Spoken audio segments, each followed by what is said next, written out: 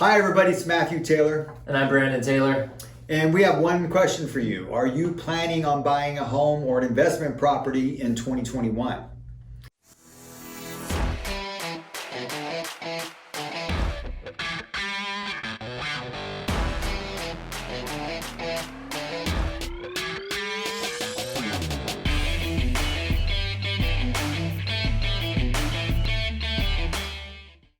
So, if you are, I'm sure you're scanning the internet or scouring the internet trying to get information about things, and you're probably seeing news reports of maybe there might be a market crash or maybe there's not. Definitely there's differing opinions on what's going to happen. And the market's different everywhere if you look at state by state. And definitely the pandemic's had some impact. We also look at, of course, how many people are working, the job numbers, we look at unemployment numbers, we look at the economy overall to see how that will definitely impact the real estate market. But here in California and most states nationwide, we're seeing a housing boom. People thought when the pandemic started back in earlier the year that we would see a real slowdown. It's been the opposite. The housing market has taken off, it's on fire. It's definitely a seller's market in most states where sellers are getting over list price and things like that. Multiple offers is pretty good, and we still have a housing shortage. So when there's a housing shortage, you have low demand, low supply, high demand. It's gonna be a fluid market. It's gonna be good. But for example, in July of 2017, let's go back 3 years, the National Association of Apartment Association had put out a report saying we needed $4.6 million new rental properties, apartments, by 2030, or we were going to face serious problems. Well, 3 years later, from 2017, we're already seeing a problem in a housing shortage crisis nationwide. So we don't really need to wait till 2030. So what's happening is there's lots of demand still for rental properties, renters needing rental properties. So buyers, investors are buying properties, and that's what's made such a strong seller's market. But here in California, we definitely have a housing shortage. So in July, when you look at July, our sales spiked 24.7%. That's how fast things went up, and sales were just happening. So with that, we had buyers and things were selling, but the inventory plummeted. The homes that we actually had for sale plummeted. Our product that we had 21.1%. So all of a sudden now you have a bigger problem where you have all these buyers and not enough houses to buy.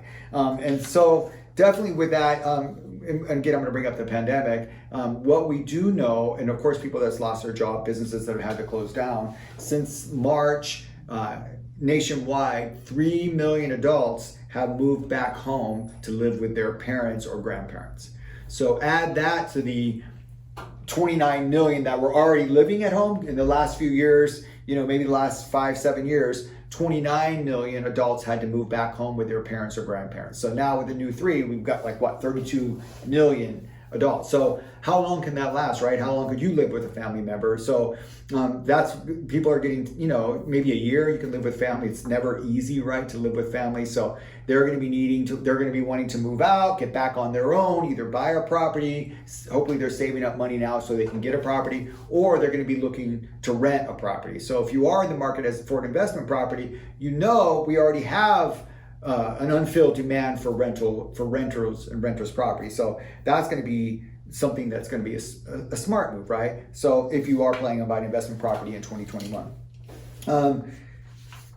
What I wanted to say too is, with our inventory being so low, the median price for a house actually rose by 8.5%, because when the supply is low and the demand is high, that's going to affect their prices. So Brandon can talk a little bit about some of the stats here, not just locally in California, but also nationwide too, that'll help you out. Right, as Matt mentioned, home sales continue to grow by double digits year over year, which is tremendous news for the housing market, obviously. Yeah. It's a sign that it is still going strong. Mm-hmm. Sales are up and the prices stay above 700,000. As everybody knows, the supply is of course lower inventory. However, if we look at the sales price to list price, the ratio, it's 100.2%, meaning that houses are selling for greater value and more money than they're being listed for. Mm-hmm. Because lower inventory and more buyers mean more buyers willing to pay over list price for the property because they're trying to seal the deal, if you will. And if you look at the sales by region for the month of October alone, 47% of all the sales here in California, almost 50%, 47% happen here in Southern California. More buyers are buying larger houses to use an extra bedroom as an office because their companies and their bosses are allowing them to work from home, move out of state, work from home, of course. So that's what we're seeing a lot of. If you take a look at the migration patterns and where sellers are selling from and moving to, you'll realize just how difficult it is to get a U-Haul right now. They're all being used, they're all being reserved. And obviously for the states who are benefiting, those are going to be the states where they're seeing the buyers moving to those cities and states because they're seeing the housing boom. Whereas you look at the states where the sellers are moving from, they're seeing a little bit of a housing decline because obviously people are trying to flee the higher taxes, the higher prices, higher cost of living. So those are just some things we're seeing here. And all these are from the California Association of Realtors. Yeah, those are good statistics. And like what Brandon mentioned, what's something so unique about what's happened since the pandemic is that the companies are allowing people not just to work from home, but to move out of state and work from home. So you see a lot of people getting a pay rate, let's say what they pay here in California, but yet moving to another state like Arizona where the cost of living is 36% less. Housing affordability is much more there. I mean, the cost of housing is less, but the affordability is more. So they're getting California wages and living in states where it's wonderful they're able to do that. And that's something we haven't ever seen before, right? Especially in such large numbers. So, but what Brandon mentioned, which we talk about that where people are moving to, if you are planning to buy, you definitely want to buy a house or an investment property where you know the market is strong and people are actually moving to. And so if you've noticed too, like before, where a military base closed or a large company closed, like here in California already, Tesla moved out. There's other companies. I think Oracle is moving to Texas. So that's going to affect that area, right? It's going to affect that region when employees leave. But like when a military base closes or relocates, a lot of times that decimates the community. I mean, businesses there are established, hoping to have the enlisted personnel, their families as customers. So when they all move away, it decimates that community, just like what happened in Texas with the oil boom. And the oil boom just kind of collapsed in 1982. There were virtually ghost towns. I mean, all the families lost their jobs. They just moved up and moved away. So all the businesses and the schools were there with no students and no employees and no customers. So we don't want to see that. But that's actually what's occurring right now, let's say in Manhattan. So Manhattan has had a 56% decline in sales. And so they're taking a huge hit. Lots of people are moving out of New York, but specifically Manhattan. And so when most real estate markets nationwide are seeing about only a 3-month inventory, which means if you sold all the houses that were currently listed and didn't take any new listings, you would run out in 3 months. So that's a 3-month supply is how we measure that.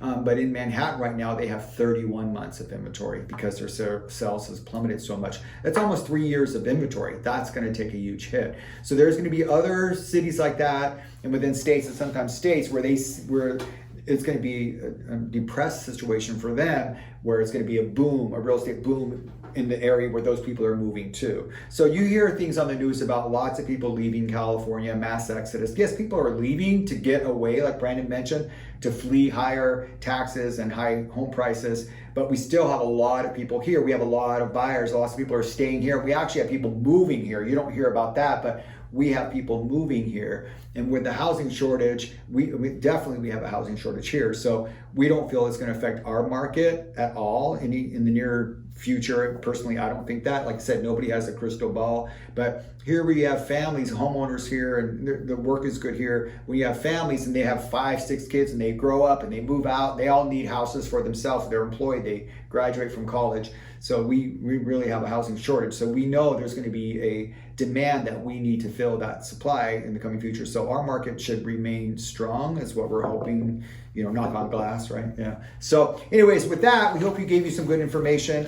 Please like or subscribe. We're going to now start populating this YouTube channel with more instructive, helpful videos. We've had answering some questions that a lot of our buyers and sellers commonly refer to, questions that we want to answer. Yeah, so we've put a lot of information on Facebook, but now because people want faster information or they want to be able to not have to log into Facebook to get these, we want to definitely start giving out some informative information. It's part of our goal to educate people. Definitely when you buy real estate, it's a huge investment, right? If it's your first time home buying or if you're an investor, it's important to make a smart decision because you invest because you want to build your wealth, right?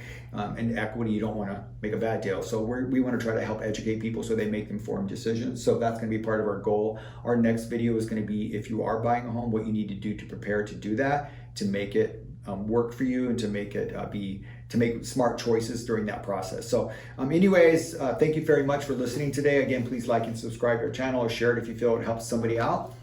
Thank you.